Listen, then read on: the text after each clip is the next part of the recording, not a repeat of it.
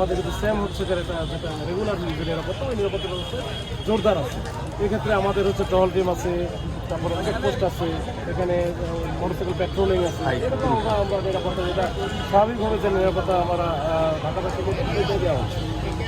আজকে হচ্ছে এখানে একটু উৎসুকজনতা বেশি, হয়তোবা অনেকে আবার এখানে দেখতে আসছে, কৌতূহল বসতে আসছে। এই বেশি লোকজন হওয়ার কারণে যেটা হচ্ছে, এর মধ্যে কিছু মাঝে মাঝে একটু গুজবের মতো ঘটনা ঘটতেছে। তো আমরা এরকম 2-3 জনকে আমাদের কাছে দিয়েও দিছে এখানকার কিছু লোকজন। তো আমরা ওইগুলো একটু যাচাই বাছাই করে, 3 জন মানে আমাদের কাছে আছে হেফাজতে, 3 জনে যাচাই বাছাই করে যেটা আইনগত ব্যবস্থা নেওয়া দরকার, যেটা হবে সেটা মানব। আগামীকাল 15ই আগস্ট এই কেন্দ্রিক কোনো গোয়েন্দা